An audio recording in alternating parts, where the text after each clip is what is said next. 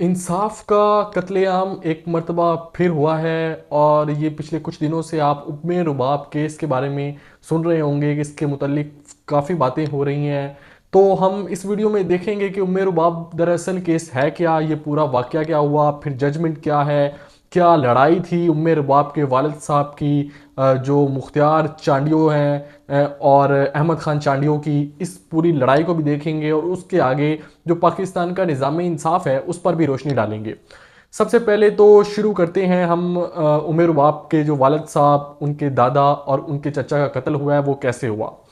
अब चांडियो ख़ानदान के ये दोनों फ़र्द थे। जो अहमद ख़ान, सरदार अहमद ख़ान चांडियो हैं, वो बहुत असर और रसूख रखने वाले इंसान थे। वो एमपीए भी थे, वो अपने कबीले के सरदार थे। दूसरी जानिब जो मुख्तियार चांडियो हैं, ये भी सरदार थे, लेकिन ये छोटे सरदार थे, छोटा रकबा रखते थे, छोटे ज़िम्मेदार थे, इतने बड़े ज़िम्मेदार नहीं थे। जो मुख्तियार चांडियो हैं, इन्होंने दरअसल एक सोशल अवेयरनेस की मुहिम शुरू की हुई थी और लोगों के अंदर शऊर और आगाही का काम कर रहे थे। और वो सरदाराना निज़ाम और फ्यूडलिज्म के ख़िलाफ़ थे और फ्यूडलिज्म के ख़िलाफ़ लोगों को तक पैगाम पहुंचा रहे थे और लोगों को अपने हकूक़, अपने राइट्स के लिए लड़ना सिखा रहे थे। जो बात सरदार अहमद ख़ान चांडियो को कतई तौर पर भी मंजूर नहीं थी, क्योंकि अगर लोगों में आगाही आएगी, अगर लोगों के बच्चे, गरीब के बच्चे पढ़ेंगे, अगर लोग सरदार अहमद ख़ान की चांडियों की जो दुनिया है उससे बाहर भी निकलेंगे, बाहर निकल कर भी देखेंगे, उसके फ्यूडलिज्म से बाहर निकलेंगे, तो ये तो जो सरदार अहमद ख़ान चांडियो है उसकी जो हेजमनी है उसको तो फिर ललकारा जाएगा। जो के बाद सरदार अहमद ख़ान चांडियो को नागवार गुजरी। तो फिर और इसका नतीजा ये निकला कि सरदार मुख्तियार चांडियो और उनके वालिद साहब, जिनका नाम है कलामुल्ला चांडियो, और उनके भाई जो हैं काबिल चांडियो, ये अपने डेरे पर मौजूद थे। साथ इनके एक और भाई भी मौजूद थे जिनका नाम है परवेज़ चांडियो, जो इस सारे केस में मुद्दई भी थे। बुरहान खान नामी शख्स आता है, वो आकर फायरिंग करता है, अपने मुसल्लह गथे के साथ होता है। और इन शॉर्टकट स्टोरी करें तो 3 लोगों का कत्ल हो जाता है। उसके बाद ये मामला अदालत में चला जाता है। अब जिन 3 लोगों का कत्ल होता है उसमें उबेर बाब के एक वालिद साहब होते हैं, एक दादा होता है और एक चाचा होते हैं। और फिर मुकदमा दर्ज होता है और वो भी उमर बाब के चचा यानी कि परवेज़ चांडियो की मुद्दत में दाखिल होता है। फिर ये केस मुख्तलिफ अदालतों में चलता है। कभी इंसदाद दहशत गर्दी की अदालत में चलता है, कभी सखर की इंसदाद दहशत गर्दी की अदालत में चलता है, कभी नौशेरा की इंसदाद दहशत गर्दी की अदालत में चलता है, फिर हाई कोर्ट और सुप्रीम कोर्ट तक भी जाता है। 17 जनवरी को ये वाक़या पेश आता है। उसके बाद मई में जो उस वक्त के चीफ जस्टिस साकिब निसार साहब गुजर रहे होते हैं सखर से, तो एक लड़की, नहत्ती लड़की, अपना दुपट्टा उनकी गाड़ी के सामने फेंकती है और उसका नाम होता है उम्मे रुबाब चांडियो। और वो चीफ जस्टिस से मदद की अपील करती है और चीफ जस्टिस इस चीज़ का नोटिस भी लेते हैं और इस चीज़ को यकीन दहानी कराते हैं और हुक्म जारी करते हैं कि 2 महीने के दौरान इस केस का फैसला हो जाएगा। फिर वो चीफ जस्टिस चले जाते हैं, नए चीफ जस्टिस आते हैं, नए भी चले जाते हैं, उससे नए आते हैं, आईनी अदालतें बन जाती हैं, तरमीम हो जाती हैं, बहुत सारा मामला और हो जाते हैं, लेकिन नहीं होता। तो उम्मे रुबाब के केस का फैसला नहीं होता। लेकिन अब वो फैसला तो हो गया है, लेकिन फैसला ऐसा हुआ है कि जो अदालती निज़ाम है उसकी तारीख में एक और स्याह बाब का आगाज़ हुआ है। जो दद्दू की मॉडल क्रिमिनल कोर्ट है वो फैसला सुनाती है जिसमें तमाम मुल्जमान को इस केस के बरी कर दिया जाता है। और इन तमाम मुल्जमान को बरी किया जाता है जिसमें सरदार अहमद ख़ान चांडियो भी शामिल है, बुरहान ख़ान चांडियो भी शामिल हैं।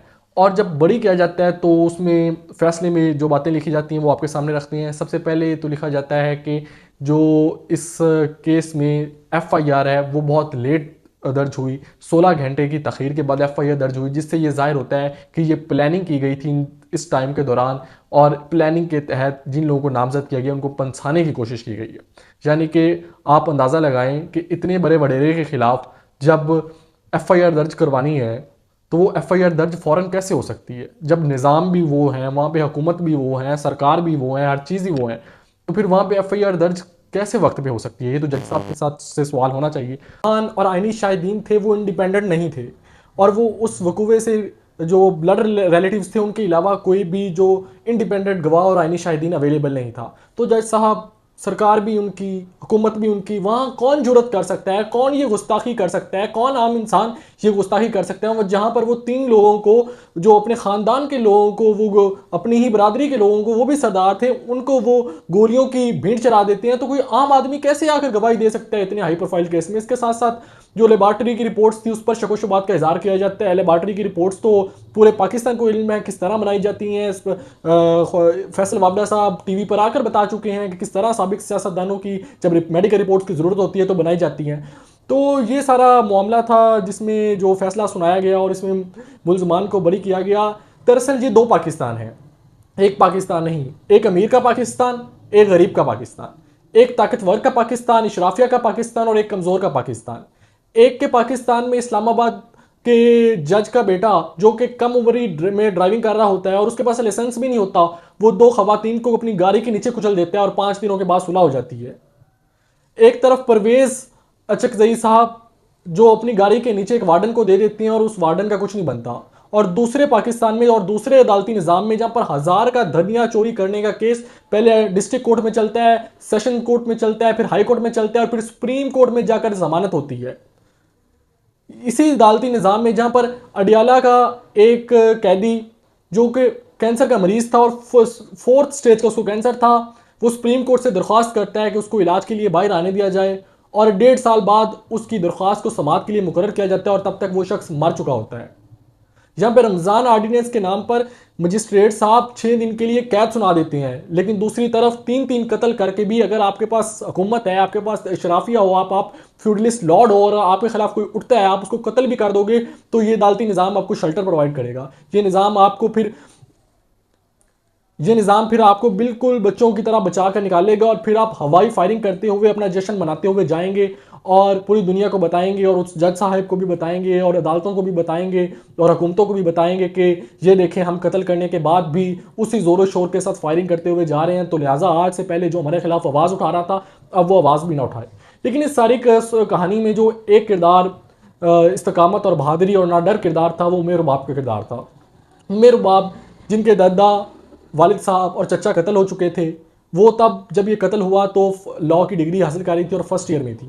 फिर उनका वो चाहे चीफ जस्टिस साहब की गाड़ी के सामने दुपट्टा फेंकना हो या नंगे पाँव कोर्ट के चक्कर लगाना हो, तो ये सब उनकी बहादुरी और दिलेरी को जाहिर करता है। उन्होंने झुकने की बजाय खड़े रहने को तौक़ीयत दी। जहाँ पर उनके 3 रिश्तेदारों का कत्ल ज़ाया हो गया था, जहाँ पर उनको कई धमकियाँ दी गई होंगी, कई पैसों की ऑफ़र की गई होगी, बहुत डराया गया होगा, लेकिन उन्होंने झुकने की बजाय मुकाबला करने को तरजीह दी और पैगाम दिया कि डट जाना ही असल हुसैनियत है।